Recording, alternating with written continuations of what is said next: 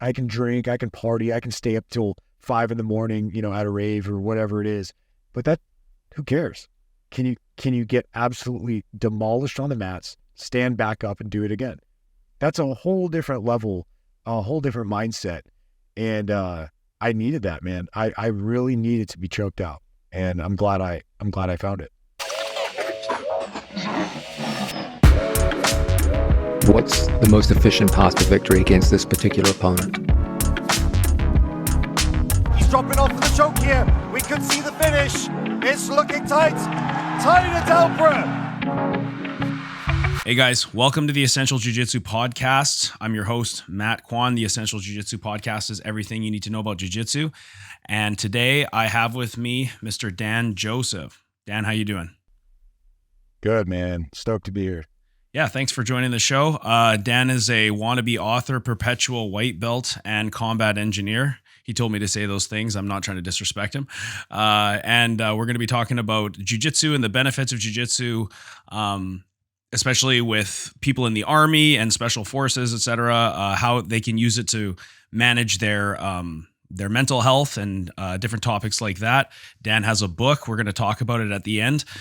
Before we get into that, please, I'd like to ask you to like, share, subscribe, leave comments in the comment section. If you want to support the show, there's links in the bottom. Also, we have the EJJP online store. If you like our design, you want to wear our logo on your t-shirt or a hoodie or get a mug with our logo on it, please check out the link in the bottom. And other than that, let's get started. So, Dan, who are you? Hey, man. Yeah, dude, I'm a Army veteran, was a combat engineer, and I wrote a book about basically mental health just because I have layers of crazy that I've dealt with my whole life. And after being a platoon leader and being quite close to my soldiers, I wanted to give some tools to, like, especially incoming leaders going into the military on how to help people become more resilient, how to like nurture that and foster resilience before it's needed. And one of my soldiers, he survived his suicide attempt, which absolutely like rocked me because, I could have lost the guy, right? And called his mom, let her know that, he was getting help and he's alive today. Thank God, man. The guy's, he wrote the introduction of my book. It's kind of a word of wisdom and advice from somebody in the military who struggled with mental health. And then a good friend of mine, he's like a brother to me. His name's Austin. He wrote the foreword to my book, and he's lost 13 men from his unit after Afghanistan to suicide, which is just unfathomable stuff, man. So I wrote a book that's hopefully gonna give guys kind of like some insight into, what goes on in the brain at a neurophysiological level when it comes to stress, when it comes to PTS, when it comes to trauma, and basically how to reinforce their mind from not just like a emotional feeling standpoint, but actual, hardcore electric circuitry in the brain. There's a lot of sophistication when it comes to the protein structure of the mind and whatnot. And so it's important to just, especially with guys, to talk more than just about feelings, right? Soldiers would never want to talk about just feelings, man. But if I could validate what was going on in their skulls physically, it definitely helped them. So yeah, I wrote a book on that, and I definitely talk about how jiu-jitsu helped me with my mental health. Because like I said, I have a lot of issues, and the mats don't lie. So whatever I brought to the mats would come out. And thankfully I had some good men around me who coached me and had patience with me. And, that fed into my leadership style and just who I am outside the mats, outside the gym. Where exactly do you train jiu-jitsu? Just tell the folks, who your professor is and your jiu-jitsu status. Yeah, man. So yeah, I train at Victory, which is a pretty great spot. I mean, it's an amazing fight house. There's everything: Muay Thai, jiu-jitsu, boxing, UFC or MMA classes and stuff. There's some UFC fighters there, but so Jocko Willink is there. He's owner of the gym. And then Dean Lister is one of my coaches. Jeff Glover used to be my coach. There's just some amazing folks there.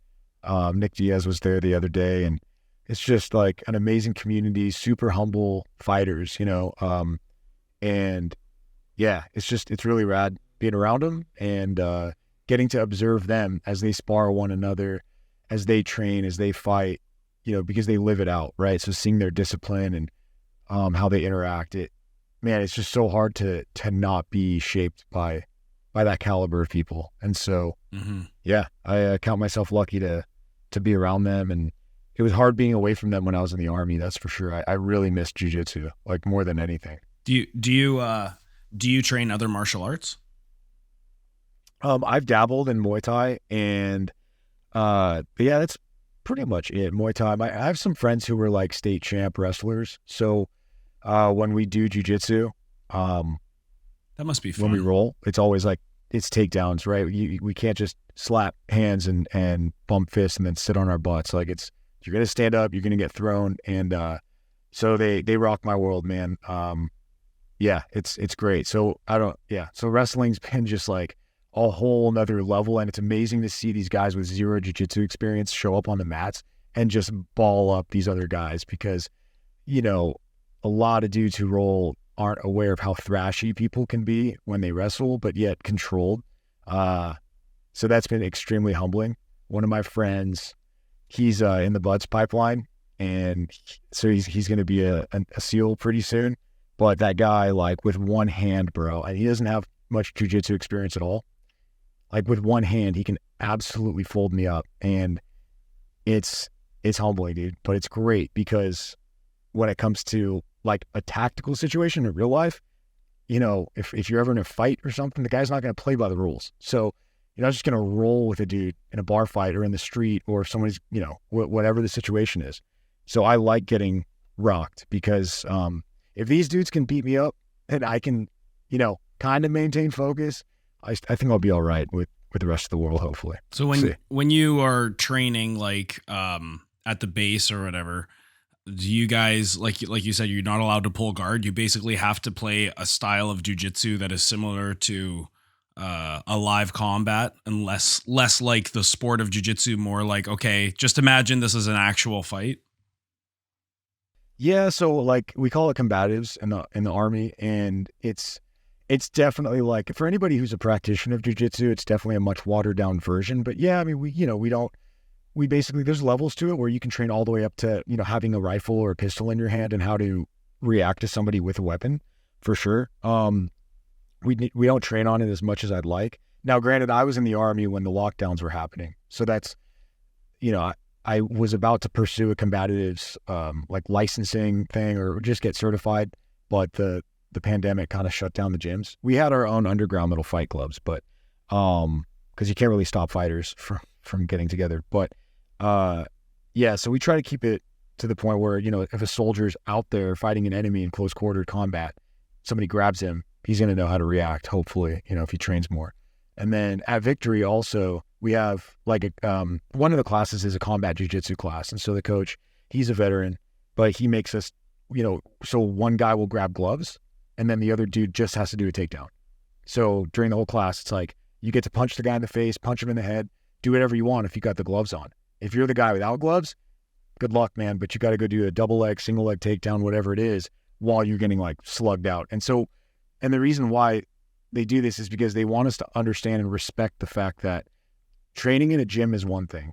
Getting in a fight is a whole nother thing. And it's extremely humbling to think, oh yeah, I know how to throw a triangle. I know how to get someone in the Kimura, like pretty easy, right? And then all of a sudden you're getting punched and it completely changes the game. Yeah. Because every punch is like your eyes shut, you blink, and the opponent moves and he shifts. So it's like, I was going for a single leg takedown, now he's behind me. What the hell?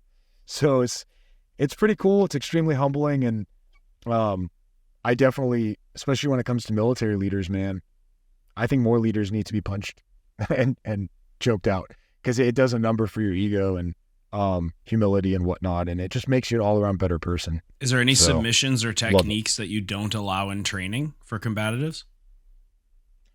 Oh, so it was a while since I did them, and there were certain rules that I don't remember what they were though, man. I mean, I'm pretty sure no guard jumping. Like, I don't think they want us to.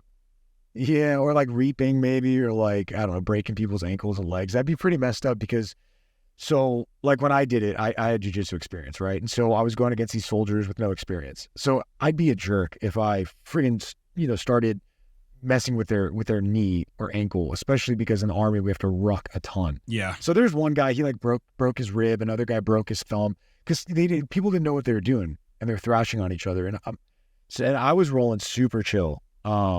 And people would ask me like, hey, I don't understand. Are you making fun of me? Like, why are you coming after me? And I'm like, dude, I'm not going to attack you. Like, we're going to spar, but I'll let you lead. And then just because that's how I was trained with these upper belt men, it's not like I wasn't there to prove anything.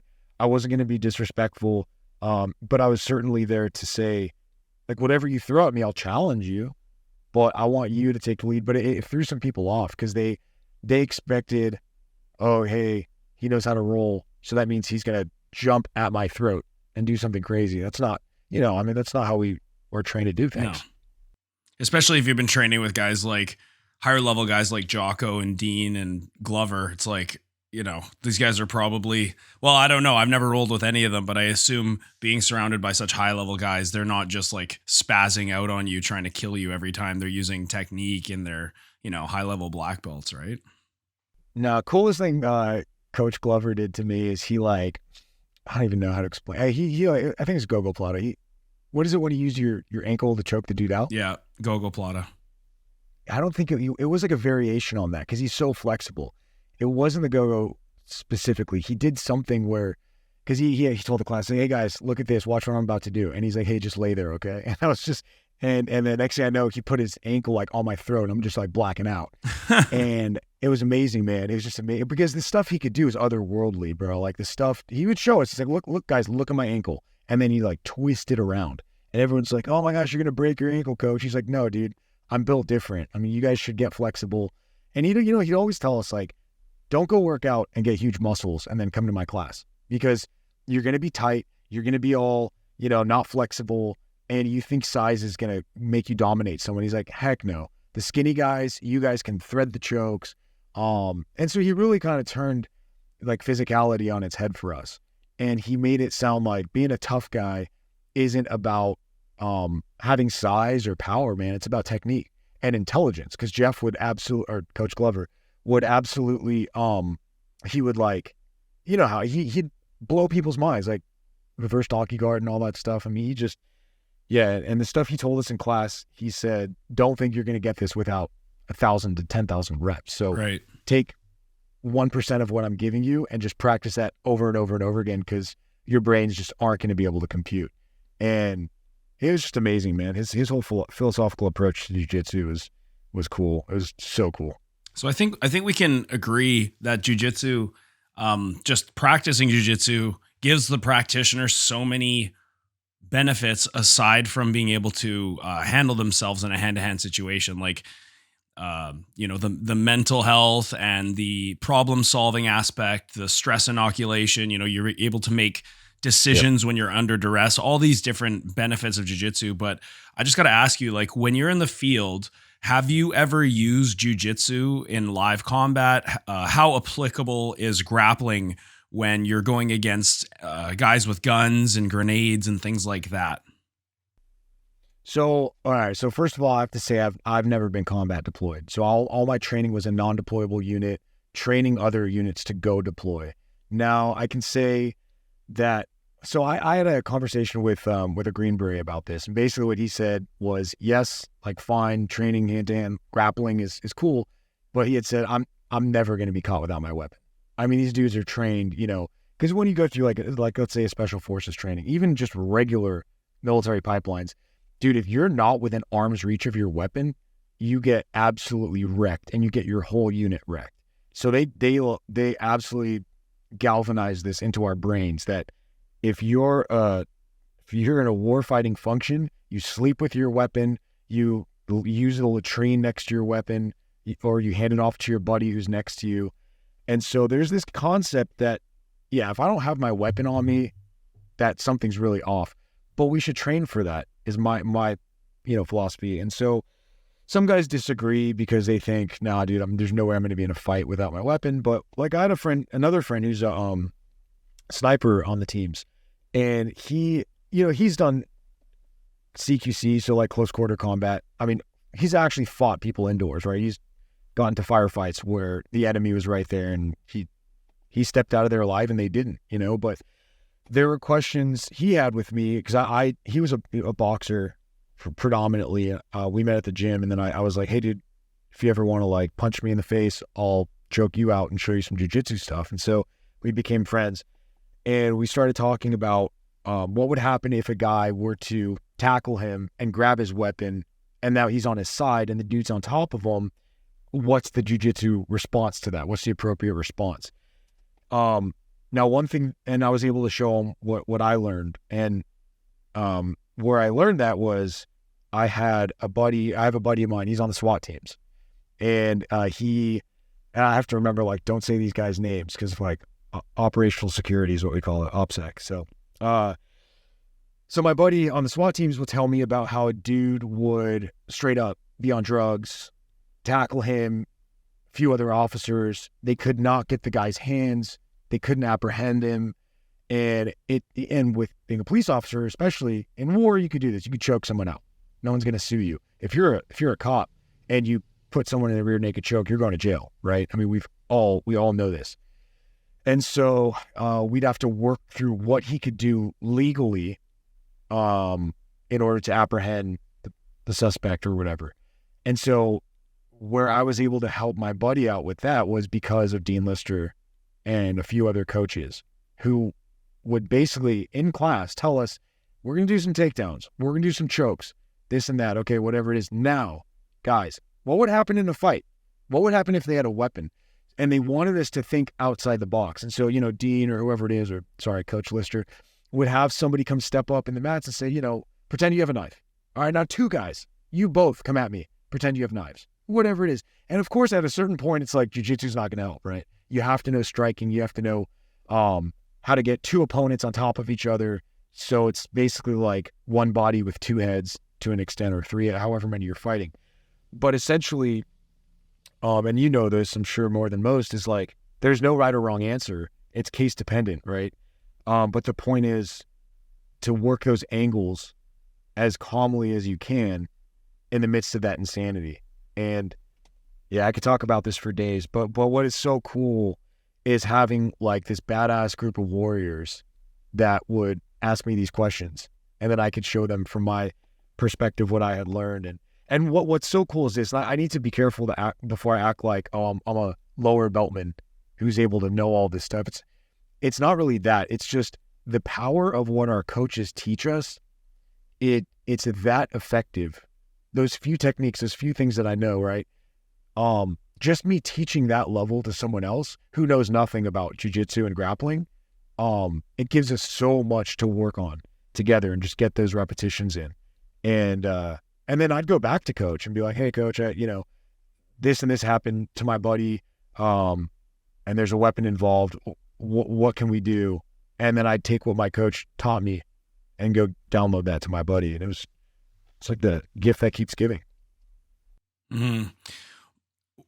So if I'm reading you correctly, I think, in like a live combat war scenario, it sounds like grappling is just probably a pretty rare thing. And if it does happen, you kind of fucked up a long time ago, right? Like you were caught without a weapon, or you were somehow disarmed, or your weapon malfunctioned, or for whatever reason, and you're that close to the enemy. It just sounds super rare that you wouldn't revert to a blade or an object of some sort in a combat situation. So, and maybe this might be like the meat and potatoes of this conversation, actually, but what is the benefit of jiu-jitsu for, combat personnel?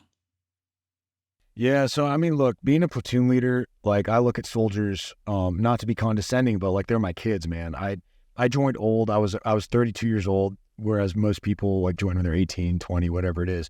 But my perspective was just because something is rare doesn't mean we're not going to train for it, and it's there's a dual purpose to this. A, because then the soldiers know that they're worth investing in, for worst case scenarios. We can prep for that. But B, the mental health aspect of it, right? The knowing how to strategize, like you said, with stress inoculation, when things are crazy, when things are real bad and your life depends on it, to be dependable and know that you know how to handle that situation, even though it may not ever occur. It does so much just for the mind to create a sense of calm. And so I'd say it's a dual prong benefit. I think I lost you. Hold on. You glitched out for a sec. There you are. Say that again. I was saying Yep. It's definitely a dual pronged approach, man, because mental health benefits from it, and knowing how to handle things in a worst case scenario is super important. And I would never want one of my guys to be caught off guard with, if something would happen to one of my soldiers, if we were in a combat scenario, and then I find out, if he knew jiu-jitsu at that moment, or maybe it's, oh dude, that would just be running through my mind. Like, what if we trained more? What if he was prepared for it? And so instead of what ifing things, just do it, just train. There's no downside to it. It's all upside. When you get on the mats and grapple, it's all upside. Mm-hmm. When just out of like your training in a combatives context, what system or what portion of jiu-jitsu do you find the most useful when you're going against someone who is not playing for sport, but there might be a weapon around, there might be, it might be more like a life or death type situation. In that type of a context, like what aspect of jiu-jitsu do you find most useful? Bro, that's so hard to answer. I want to say stand-up game right off the bat. That's what I would assume is like wrestling. Absolutely. And like front headlocks, maybe? Just that. Yeah, definitely. But knowing where to grab. So we do a lot of, like from wrist control. So as you fall, you put the guy up you put him in the right position, and you fold him up how you want him. But we do a lot of like grips from the wrist to collar. What is it? Collar ties, things of that sort. And our coaches show us the nuances of like when you take a guy down, let's say you grab his wrist, and then what one of our coaches will show us is when we get under their armpit with like our forearm or our shoulder, we cinch it up super tight just to throw the guy, make him a little bit heavier on one foot than the other. Because what our coaches want us to understand is, if their center of gravity is evenly displaced, they're going to be super confident. The second you get a grown man teetering, psychologically you have control. Then when you throw the dude, he's just going to assume you know what you're doing. And it's little things like that they would show us. That's what I love about the coaches we have. The slight nuances that we would never expect.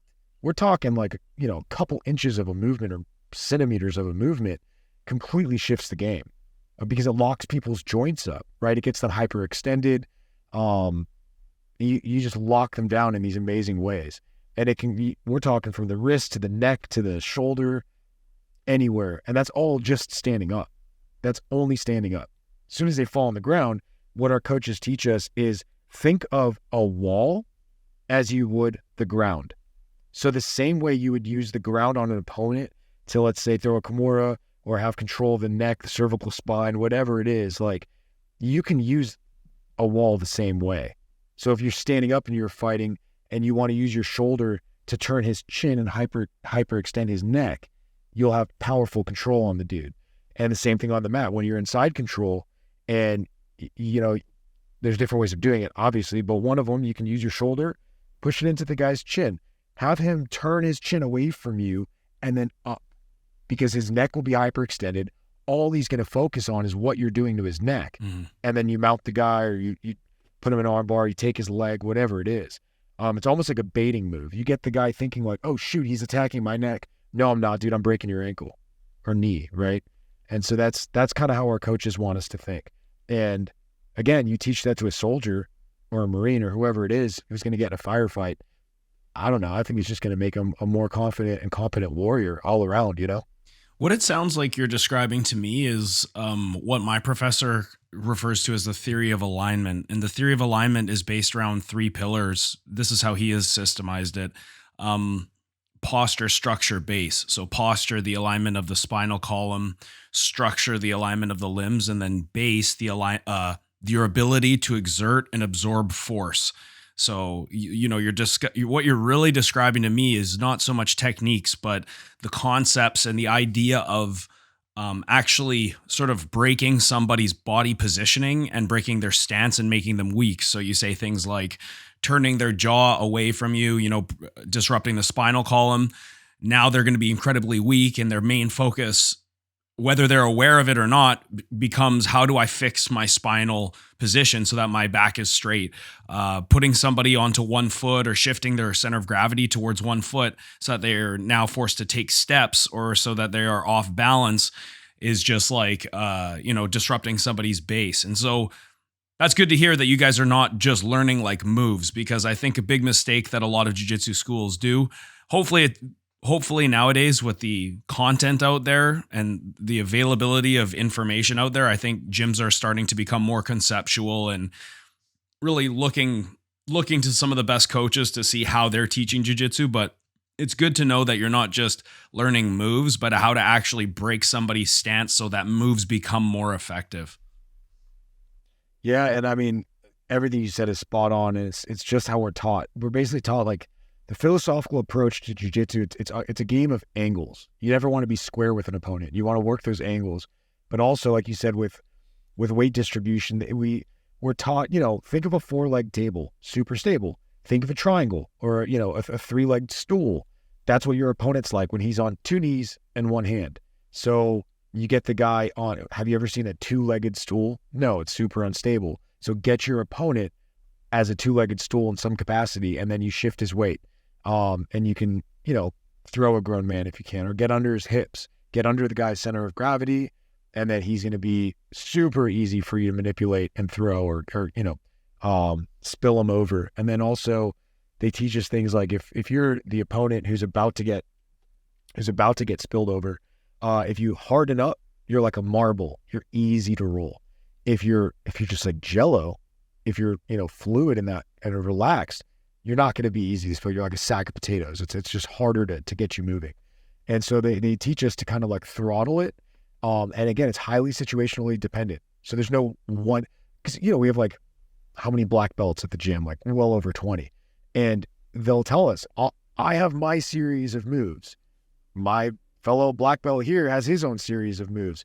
Things I tell you, he's going to contradict, and I'm going to contradict him. But the point is, there is no right or wrong answer. You make jiu-jitsu work for you.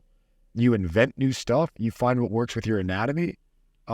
Everybody's body is shaped different. We have different mobility. So find what works for you. But the point is, have that philosophical openness to understanding there's always a way out. There's never a bad situation if you know how to work it, wait for the opponent, time it correctly. And again, all these things, if you strip away jiu-jitsu out of it, it sounds exactly like a soldier attacking an enemy. Enemies will probe with fire, meaning they'll shoot at different parts of your unit to find out where they can penetrate, where's the weak spot. And in jiu-jitsu, you do the same thing. Try to attack this, can't get through, boom, I'm going to attack over here. Baiting the opponent's the same way. Just because an enemy shoots from one area of the woods or the desert doesn't mean that's going to be where they attack from. They want your attention there. So they're going to bait you with that fire. Well, the same thing happens in jiu-jitsu, right? So that's where I see the synergy here, as whether it's a war-fighting function or just the martial art itself. Dude, it's amazingly like aligned. There's so much synchronicity between the two. And that's why I think, again, if you've got like a commander who's going to plan an assault on an enemy, dude, he could look at the terrain model of where he's going to put the vehicles and the scouts and the different weapon systems, because there's, certain weapons that reach multiple kilometers, whether it's, a larger, like it's on a tank or it's vehicle mounted or to 50 cal, whatever it is, versus smaller weapon systems. So like 240s, M4s, all of that. And so if he's a fighter, let's say that the commander does jiu-jitsu, I think he'd approach that with like a philosophical open mindset to think, if you're going to go for a wrist lock and you fail the wrist lock, get the Kimura, right? So if we're going to do this to the enemy, what's the contingency on that? And yeah, anybody could do it for sure, because that's soldiers have been doing war for a long time without jiu-jitsu. But what I'm saying is anybody who practices martial arts, I believe, like it's impossible not to believe this, that it would just make them even more keen on how to read the opponent and have another plan. Yeah, I don't know. I mean, we could philosophize on this for days, but I truly believe it goes hand in hand, because martial arts is a form of warfare. Exactly. It's just the closest type of warfare. It just gets different. It just gets more distant from there. But it's human chess. And war on a battlefield, from all the training that I've seen go down, back in my job, reading the enemy, reading the friendly forces and all of that, it's chess, man. It's 3-dimensional chess as well. Super complex. It's cool you say that. It is true. I'm always using warfare analogies when I teach jiu-jitsu, and it is so combat, regardless of the scale, is always so fractal. Like whether it's a battlefield that spans miles wide, or if it's just you grappling with someone, or if it's just you playing chess with someone, a lot of the times like you said, the synchronicities are very similar. So, always wanting to have some kind of an advantage over your opponent, fighting from an asymmetrical position, like you mentioned earlier, getting angles on your opponent, or on the battlefield, if you could attack your opponent at nighttime, or if you could cut off their supply lines in a way and then attack them when they're demoralized and hungry or sleep deprived. Creating those advantages everywhere is just common throughout any type of combat. Doesn't matter if it's with weapons, hand-to-hand, striking, grappling, all-out warfare, or even on a chessboard. It's all about gaining that advantage and exploiting the weaknesses of your opponent. Another thing that we've seen throughout warfare, like the history of warfare, I'm a huge history guy. I love studying, conflicts in all different time periods throughout history. And one thing that you constantly see when humans are fighting each other is just the never-ending desire to always have the next big weapon, to always find that next weapon that will just make the battle completely unfair. At one point it was the Gatling gun, and then it became, just machine guns, and then, tanks and things like tanks and nuclear weapons and things like this. And it's I'm sure you guys have weapons we don't even know about or couldn't even conceive about. And every army is always trying to develop the next weapon. And jiu-jitsu's the same, one thing I love about jiu-jitsu that's just so exciting for me, and why I think I'm still so passionate about it, like 16 years later, is because it never stops moving. Like you always will see a new technique. You always see a different guard or a different strategy or something new to study. And because the sport keeps evolving, I always say, just like the armies of the past and present, jiu-jitsu is essentially an arms race.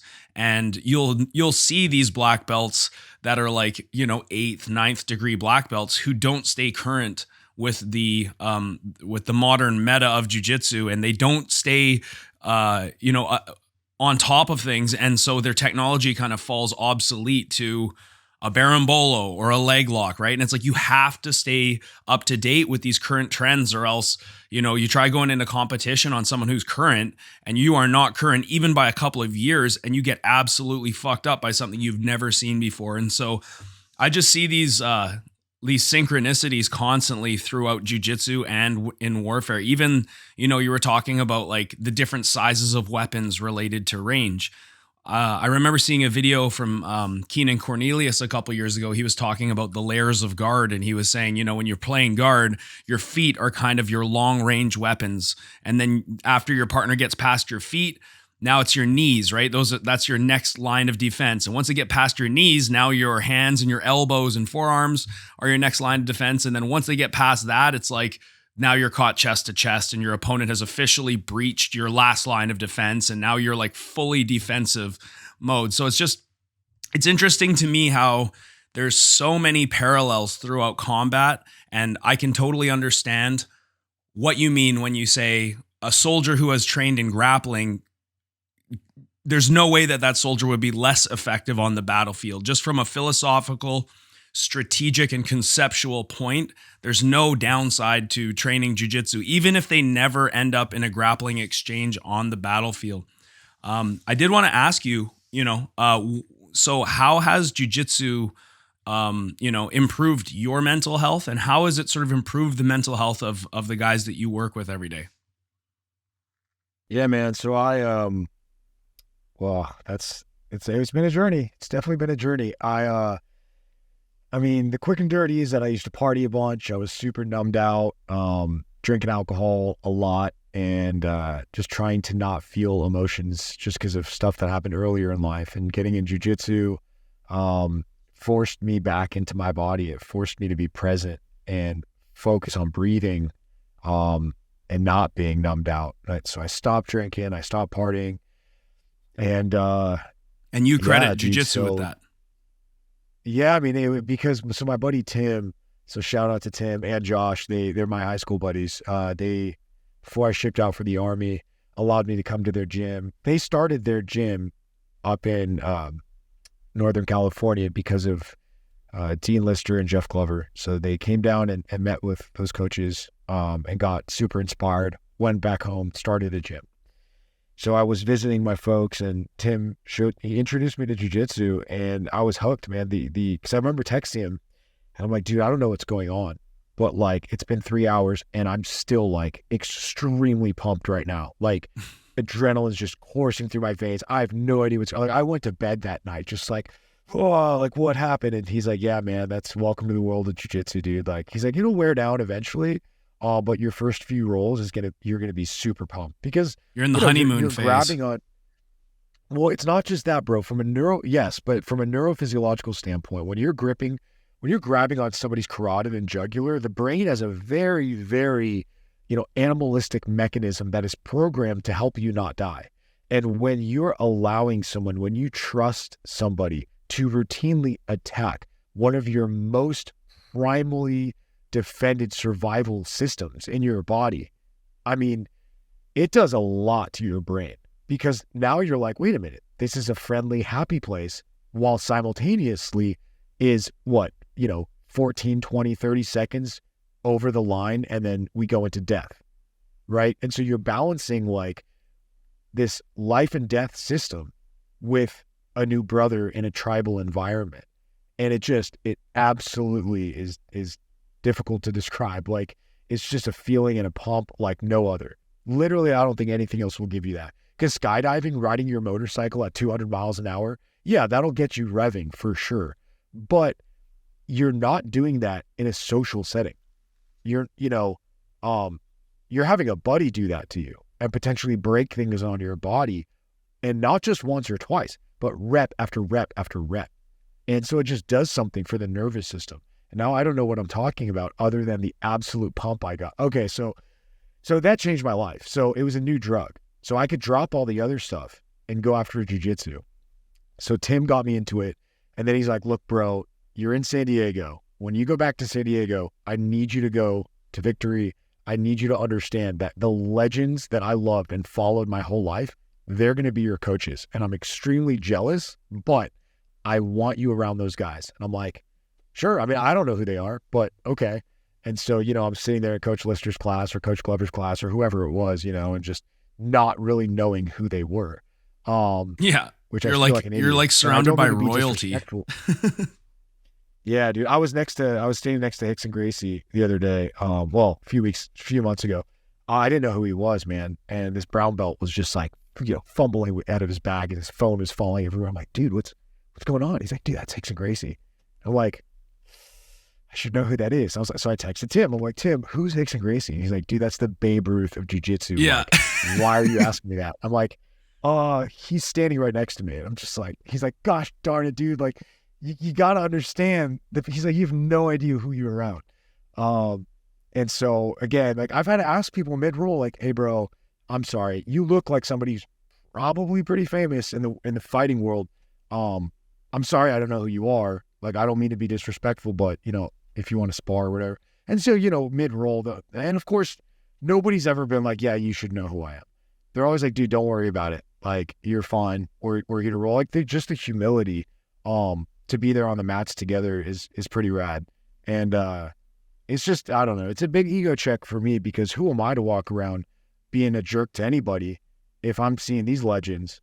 And bro, you get the same fist bump, you get the eye contact, they're present, they're respectful, they're considerate. It's like, dude, I just out of respect for these black belts and these amazing fighters, I don't want to be a jerk or a bully in life, because if they found out, they're going to absolutely, grind me into powder on the mats. And so that's really affected me a lot. Is just, I didn't have a super strong relationship with my dad, at all. And so I didn't have many like masculine, male role models. And so jiu-jitsu opened the door for that, man, because I'm sitting there thinking like, oh yeah, I'm cool. Like I can drink, I can party, I can stay up till 5 a.m, at a rave or whatever it is. But who cares? Can you get absolutely demolished on the mats, stand back up and do it again? That's a whole different level, a whole different mindset. And I needed that, man. I really needed to be choked out. And I'm glad I found it. So just quickly, how old are you now, and what age were you when you started jiu-jitsu? I am 37, which is weird because I don't feel it. And I started. You feel older or younger? Man, no, I feel way younger, dude. I feel like a 16-year-old. It's dumb. But Tim introduced me to jiu-jitsu, I want to say when I was like 26. No, like I must have been 28, dude. 28 or 29 when he introduced me to it. My first roll. Cool. So you've been training like, almost a decade then. Yeah, weird thinking. How often do you train a week? It's slowed down a lot now. I've been training for some other work stuff that's coming down the road, and so it used to be I was doing like 2 classes a day pretty consistently, which is dumb because I was jello, dude. I couldn't do anything else, and so I throttled down on jiu-jitsu and started working on some other things that I need to train for professionally, and so now it's like twice a week. I'm back to like twice a week, and I'm looking to pick that up. It's interesting how you had mentioned the rush that you get from jiu-jitsu and why it's different from other extreme endeavors like skydiving and riding a dirt bike really fast and whatnot. And a word that you use that I've thought about many times is trust, and how you said you're trusting someone to such a degree, you're essentially trusting them. You're fighting someone to the death without striking or without weapons, but you're trying to incapacitate them. You're trying to put them to sleep, essentially. You're trying to break their body, destroy their joints, right up until the point where they give up. And there's this mutual agreement that, okay, when I give up, I trust that you will keep me safe and you will let me go. We agree to fair play. We agree that you have my welfare in mind, even though we're trying to fuck each other up. There is something about that, aside from the primalness of combat and trying to strangle someone and trying to put them away or trying to break someone.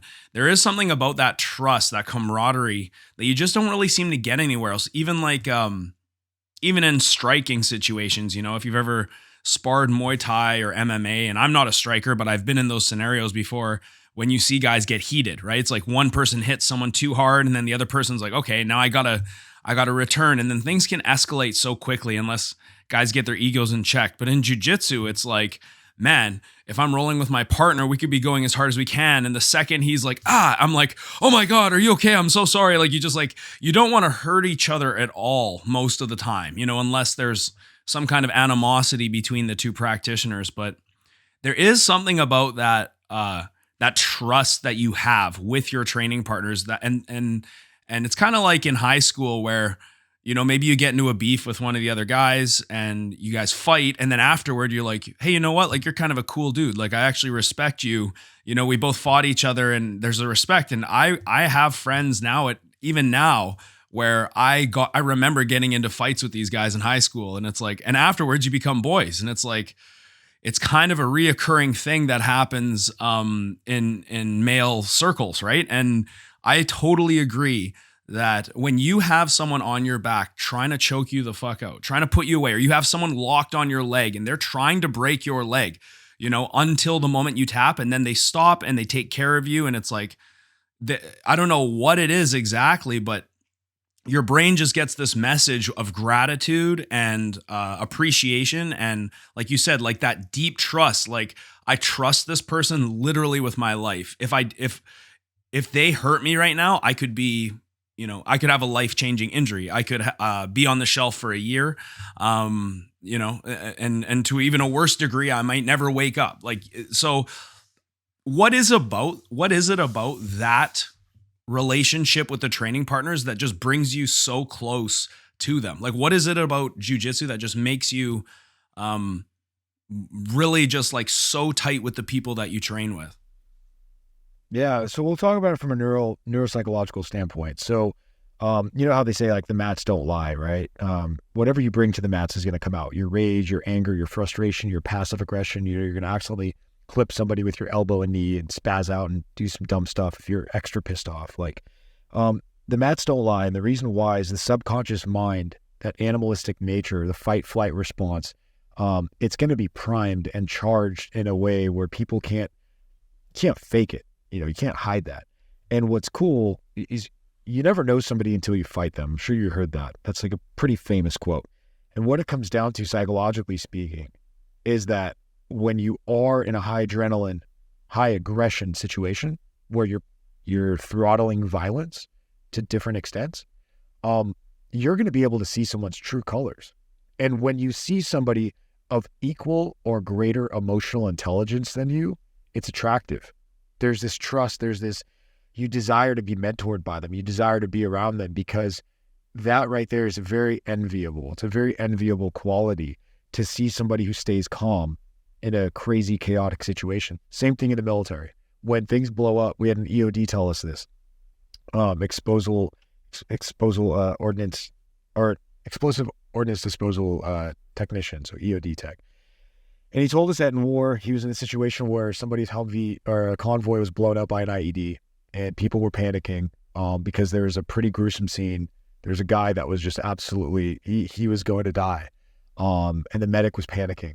And this EOD showed up, and other people were looking at the medic like, oh, shoot, because the medic started hyperventilating, didn't know what to do. And this EOD went up to him and said, look, man, everybody's staring at you. I need you to take a deep breath. Do what you can to save the soldier. You know what to do. You're trained for this. And that he told us, like, that sense of calm is contagious. A sense of panic is contagious. And a sense of calm is contagious. The reason why is our nervous systems are designed in a way where the person next to you, you're going to empathize and subconsciously feel what they're bringing. So if somebody comes to the mats, super like aggressive, right? Darty eye contact or just really gnarly eye contact. There's different ways of making it, or just their grips are insane. They're gripping way too hard. They're way too spazzy. They're just pissed off and angry. You're going to sense that because your brain wants to know, are you safe or not in your environment, just as a biological organism. And so when you're rolling with somebody and you're veering towards chaos, towards like aggression, and like it's about to be a fight, but your training partner eases up and then you ease up with this unspoken set of rules of you look out for me, I look out for you.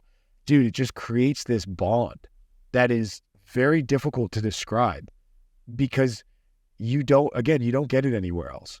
You can't go, I've done this a lot, taking shots with people at a bar thinking we're brothers now because you drink the same alcohol I drink or the same amounts, and we're both going to wake up blacked out just with a story to tell or whatever. That I get it. There's an attraction to like partying with people in order to make friends. But when you make friends with somebody on the mats and then you get to talk about, dude, I started seeing stars after you choked me out and the tunnel was closing like 15 times during our roll, that's a different type of connection. Definitely a different type of bond because it is centered on trust. The guy you take shots with or whatever, do drugs with or party with or whatever it is, maybe there's, some rules of trust there that are built, but it certainly doesn't have to do with them almost killing you over and over and over again.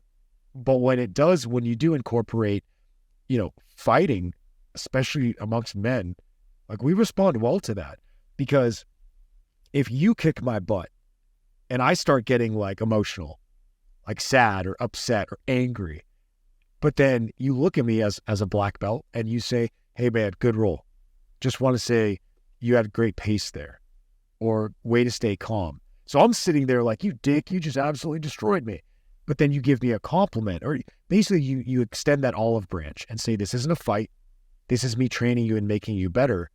I'm going to respond to you in a way that's like grateful.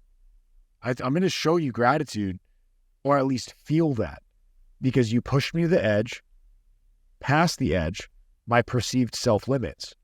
And then you said, by the way, you're totally okay there. And we're going to do it again. And we're going to do it again.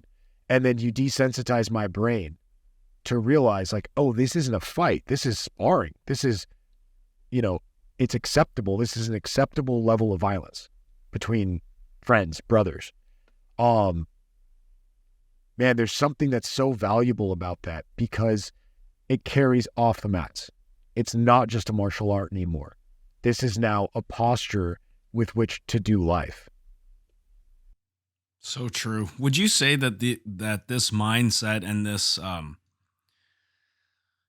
the relationships that you're describing and desiring that sort of seeing someone who's just as intelligent, who's just as good of a leader, those types of things, are we talking mostly about males here? Like, is this a sort of a male trait? Because I kind of think that I think men are wired differently from women in a lot of ways, and not good or bad way. We're just different. And I think that a lot of what you're describing sounds to me kind of like masculine behavior, or behavior between men. Am I off base by thinking that? No, I mean, so again, we talked about my jiu-jitsu study that I did. I interviewed 32 black belts and wrote about it. Now, I tried to interview female black belts, but they're different, because female black belts are much more hesitant to speak to a male in a way. I mean, it was tough enough to get these male black belts to open up about feelings, to write about that, let alone females talking to a guy that they don't know. And so, but I have spoke to some about sparring, and the reason why is this: it started as there's like a female I was rolling with who, I'm not about to do anything to her that I would do with a dude. Like, I'm not going to go after a choke that hard. I'm not going to be as aggressive, right? Because our black belts tell us this. We are looking after the females on the mats. If you bully a female, if you hurt a female, you're going to get greenlit. Every black belt's going to jump on you and let you know you're never going to do that at our gym. Now, some females will take that as sort of a sign of disrespect, which is kind of alarming to me, because there are some that'll say like, hey, don't hold back. Yeah. Like, basically fight me like you would fight a guy. And we are getting coached from our black belts. Don't you ever do that. Yeah. Don't you ever touch a girl like you're going to spar against. If you want to pick up your opponent and shove him against the wall, and then, start doing takedowns. So like fight up and then fight back down. You can do that all you want, just maintain your space on the mats. But dude, if you're rolling with a female and you pick her up and slam her into a wall, absolutely not, dude. Every black belt is going to break that guy out of the gym. That dude's getting ambulanced away. And so, but again, with some guys, we want that. We want to fight to the point where you scare me and I think something's going to break, but hopefully, you're intelligent enough to say, hey dude, I'm going to stop. I don't need you to tap. Like, this is the limit, because if I execute this move, I'm going to bust your knee, or I'm going to, whatever it is. Right. That's like the ideal rolling partner situation. Now the females have their own class. They have their, they roll with the dudes, there's mixed gender classes and stuff, but there are certain classes that are women only. And it's because there's a level of comfort that some of them need with each other that makes sense, dude. They don't want, think about it. If a female has suffered trauma, whether it was abuse, whether it's sexual assault, or whatever it is, now she's getting into jiu-jitsu to know how to defend herself. Well, it's going to be awfully triggering to have a male, in some of those positions doing those attacks. And so I've had some extensive conversations with different females about like my discomfort with doing that. Just being in certain positions, just doing certain moves.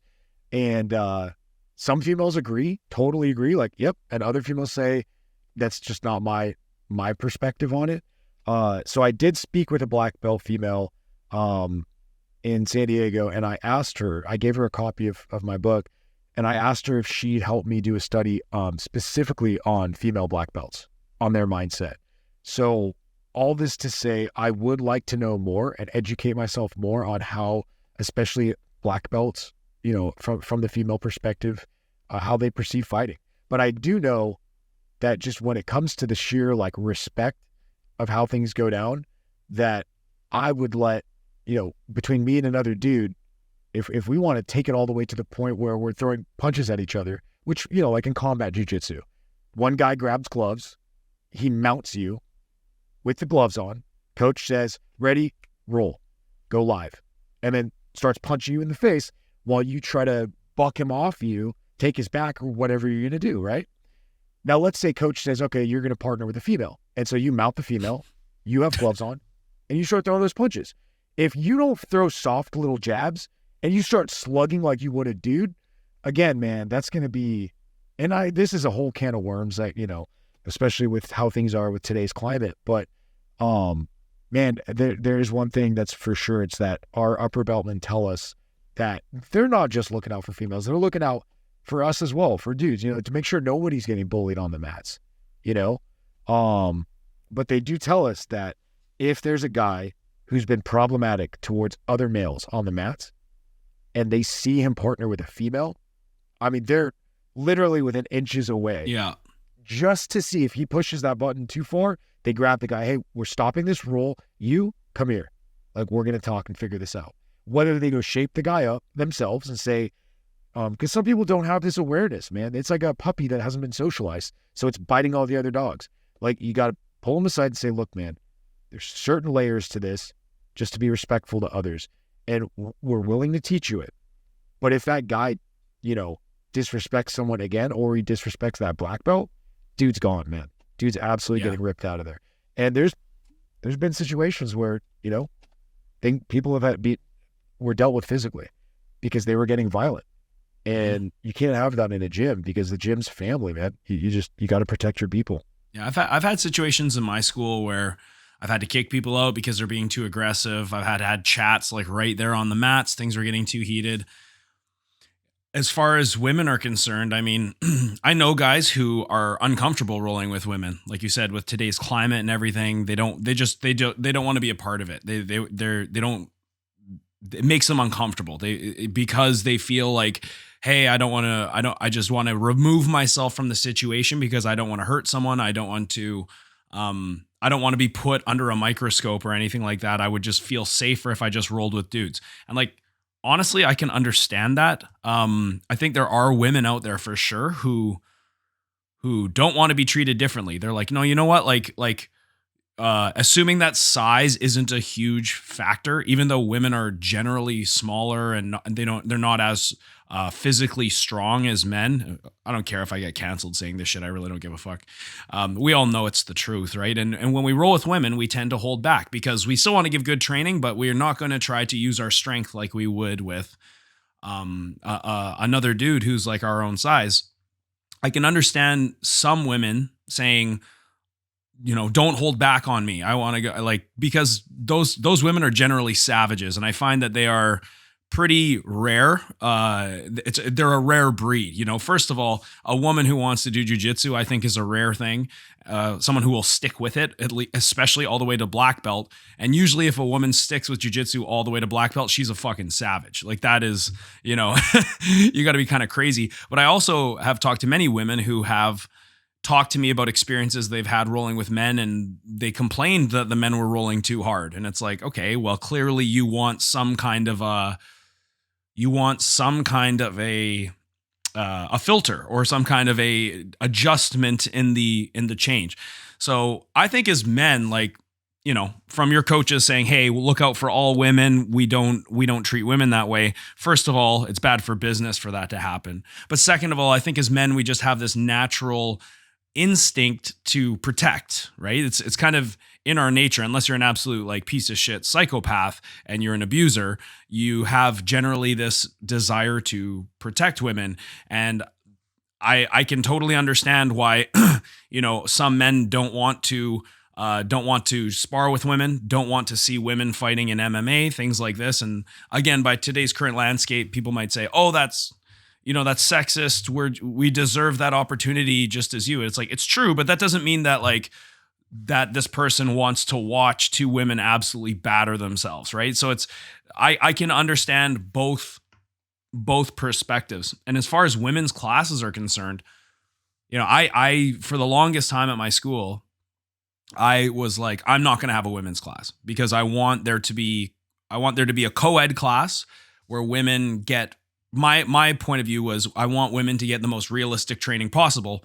And the truth is that's probably going to be training with dudes. However, after a while I realized I was like, you know what? Less women will be exposed to jiu-jitsu if I don't have a women's only class. And that's just the truth. It's just the reality of the situation is if I don't give them a place to go where, especially if they're brand new, if I just throw them in, again, it's going to be a rare group of savage women who are willing to do that. And the majority of them will just say, that makes me uncomfortable. And so I did it. I started a women's class and I'm so glad I did. It was such a great move for the gym. I'm not PC. I'm not, hyper progressive or anything, but just on the business aspect as a community, it's such a good thing to have more women training in a martial art like jiu-jitsu.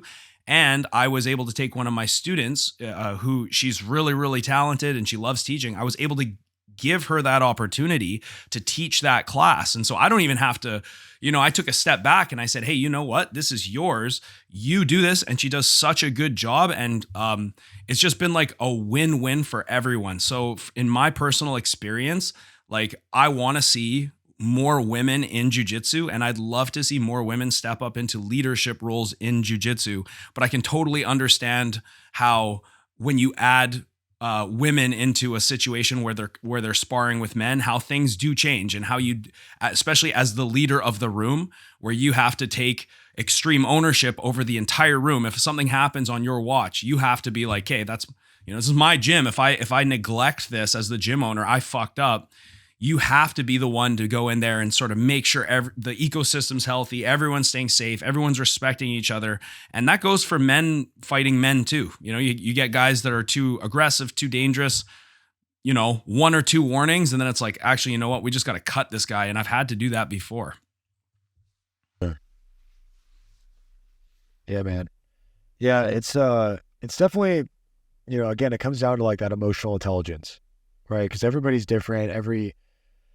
In psychology, they call it dyad when you have two different people in a situation, but every dyad's going to be different, right? With sparring partners. And so there's no one size fits all, but the more emotionally intelligent we are as fighters and as practitioners of the sport, the more we're going to be able to read our opponent, read the situation, and do what's right.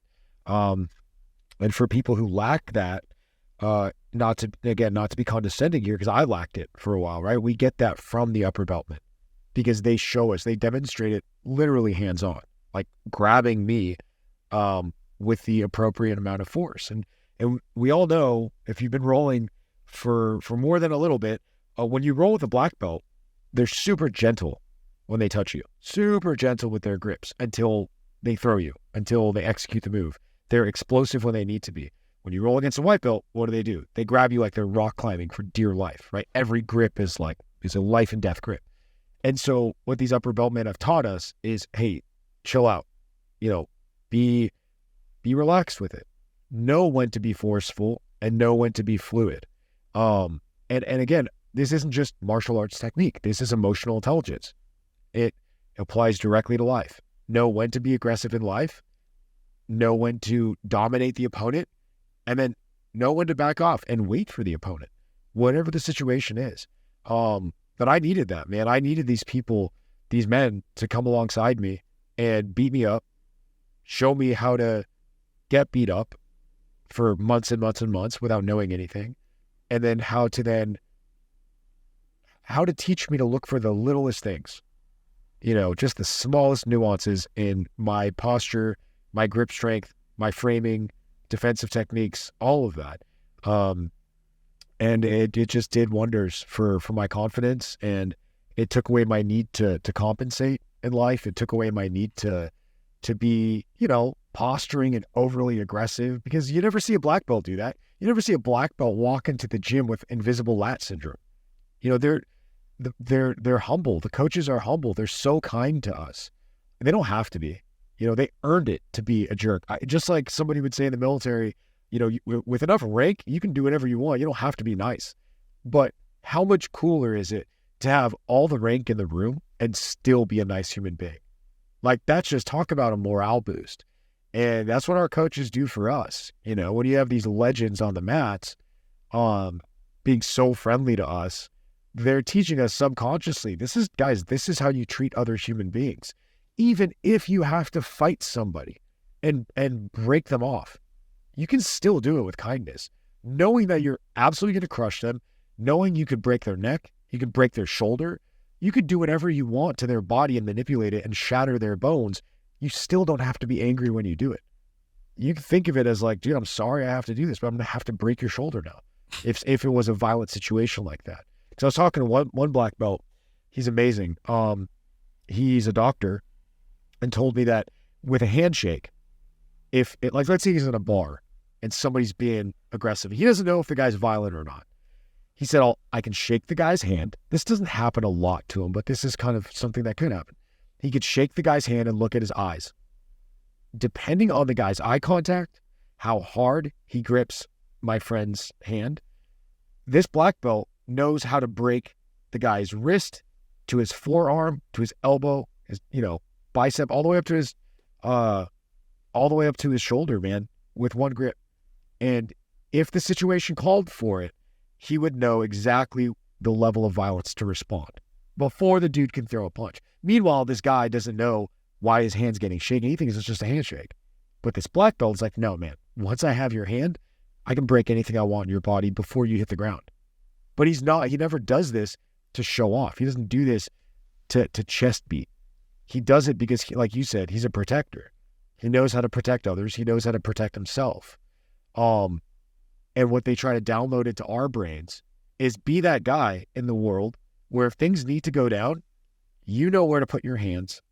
You know exactly how much of violence you're going to use. You know how to counter the violence that other person's going to use against you. But the best part of all, you do all of this without a need to compensate. You don't need to do any of this stuff. You're doing it because you want to protect yourself and you want to protect others. And again, this ties directly with a healthy soldier's mindset. He's not going around to shoot enemies and just kill anybody.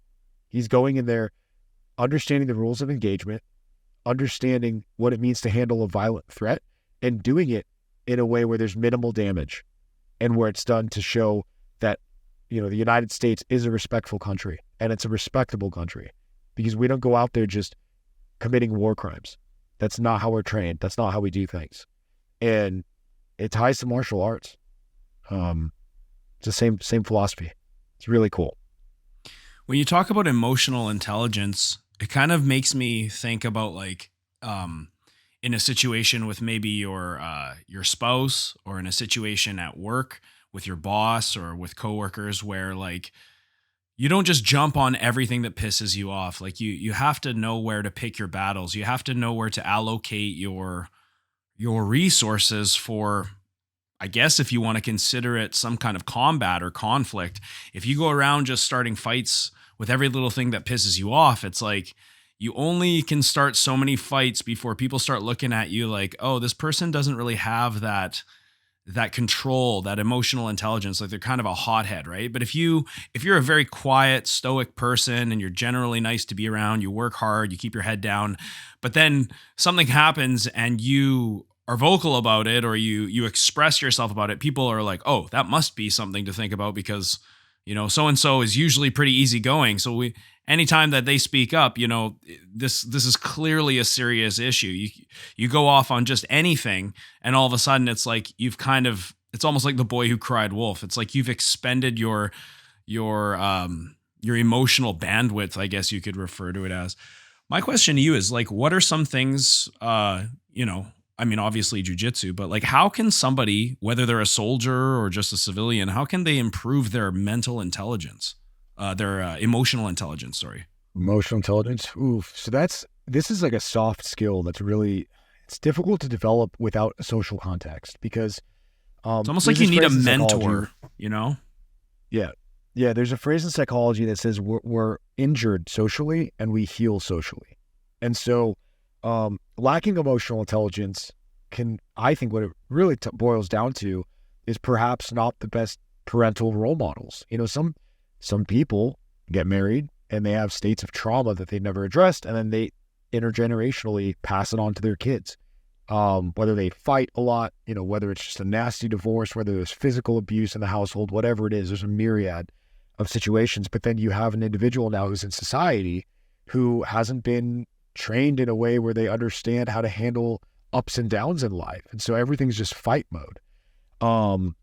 And so what's really important is it's a dual-pronged situation or approach here.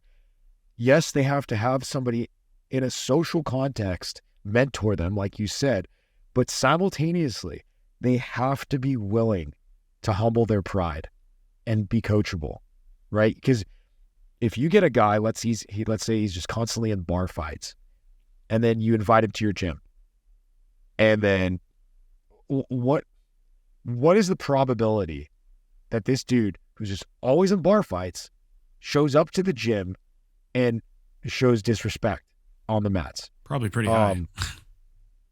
Right. Unless there's been an explicit talk on, hey, dude, listen, you need help. I want to help you. It doesn't have to be said like this. It can be said better. But to an extent of, are you willing to learn? Are you willing to be coached?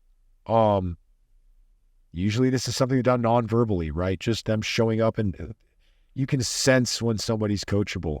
You can sense when somebody's on the mats to just fight. But as somebody who's dealt with my own lack of emotional intelligence, before therapy, before reading like 450 books on human psychology and working on a master's in psychology, like I've been pretty just dumb overall, like when it comes to like emotional intelligence and just self-awareness.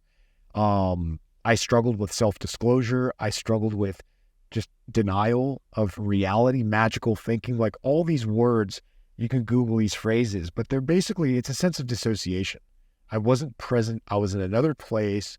I didn't want to admit the truth. I didn't want to admit reality was reality. And people felt it. You know when you talk to somebody and they're not there. It's like the light's on, but nobody's home.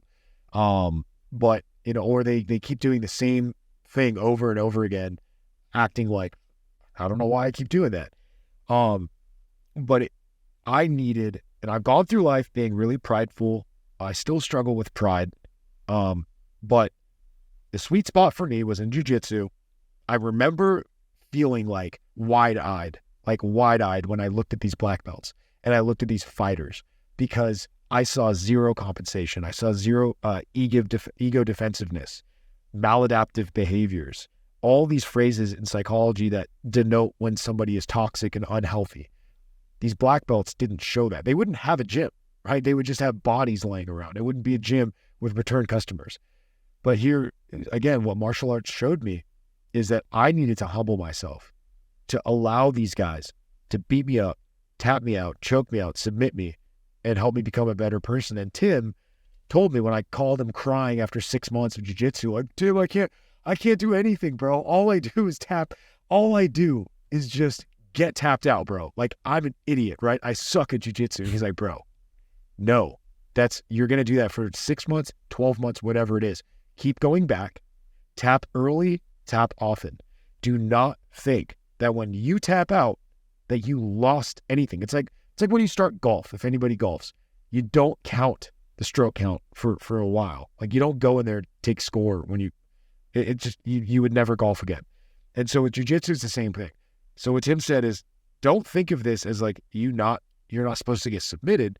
He's like, look, if guys tap you every 5 seconds, try to last 6 seconds. Look at it like that. Incremental improvement. But what it took was shutting down my ego. Every time my ego said, you're pathetic, you suck, you're weak, you're a whole horrible excuse for a man, all this stuff, right? All these demons would come out. But the coaches never thought that.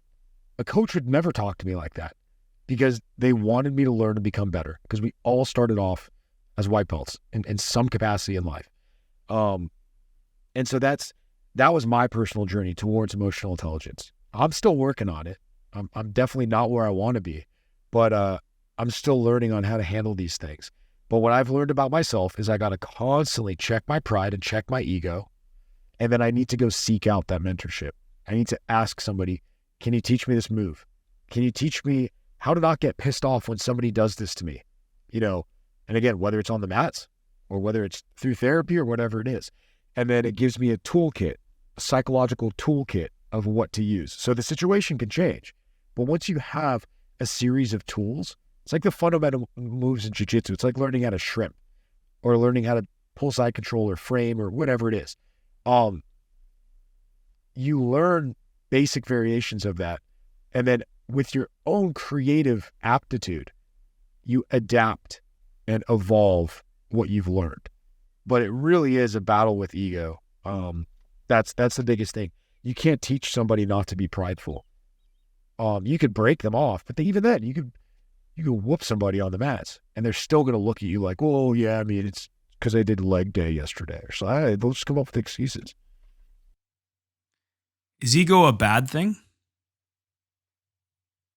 So not really. It's kind of a neutral word, but it's ego defensiveness that I perceive to be bad. Ego defensiveness, or what in psychology people call maladaptive behaviors. So maladaptive means it's adapted in a bad way, and compensatory, meaning it's designed to compensate for something.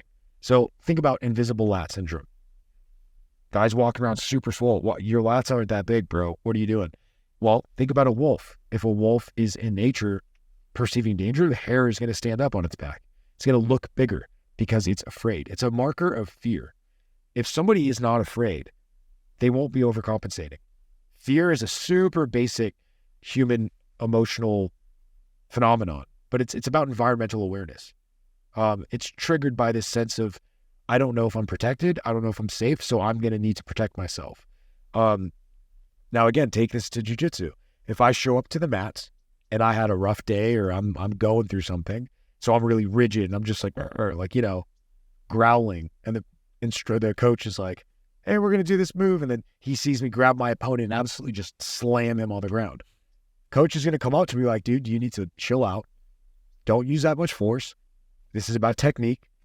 And what that is me defending my frail ego.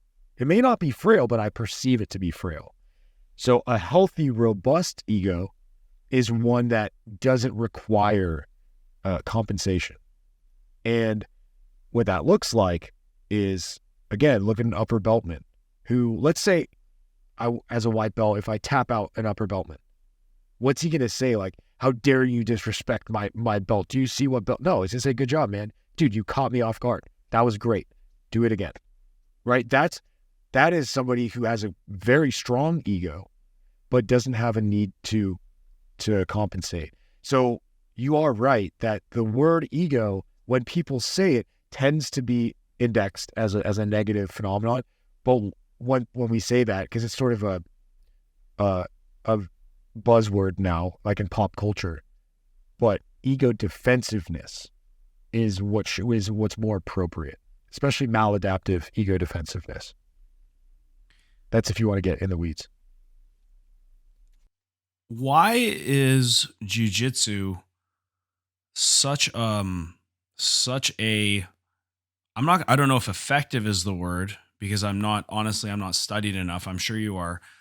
Why do veterans go to jiu-jitsu as a form of therapy, for lack of a better word? Oh man, so that's huge. We Defy Foundation is big on this. And I'm gonna have to do, my battery's gonna die in like 6 minutes. So That's okay. if We're I get about cut there off, anyways. just give the outro. But I could talk to you for days, bro. But veterans, what we like is the structural aspect of it. It gives a sense of hierarchy, gives a sense of rank and accomplishment, camaraderie and brotherhood. And the formality of it is great because it's structure. We respond well to structure. Also, what's huge is it's a vetting program. If you've been in jiu-jitsu for a while, then I can trust that you are somebody that's dependable, somebody that I could rely on, someone I can go to for training advice. You've got tactical capability on figuratively and literally under your belt. And so there's this really cool concept that so with veterans, we feel very comfortable with other veterans. Because if we say something politically incorrect or whatever it is, we know that other vets don't really care. I mean, it's just how we talk. In jiu-jitsu, when you're around other people who roll, it gives you that similar concept of, hey, all these guys are fighters. They probably have a sense of grit to them and that tactical ability. It's cool. There's a lot of synchronicity and alignment between that. I hate that I use the same words. Similarities. Let's just say similarities between the military culture and the jiu-jitsu culture for sure. The best case scenario is when you're a vet and you do jiu-jitsu with other vets. That's like brotherhood on steroids for sure. Awesome. It's so much cooler. It helped me a lot. Yeah, I'll bet. And I'm sorry, my battery, I'm super bad at charging my batteries today.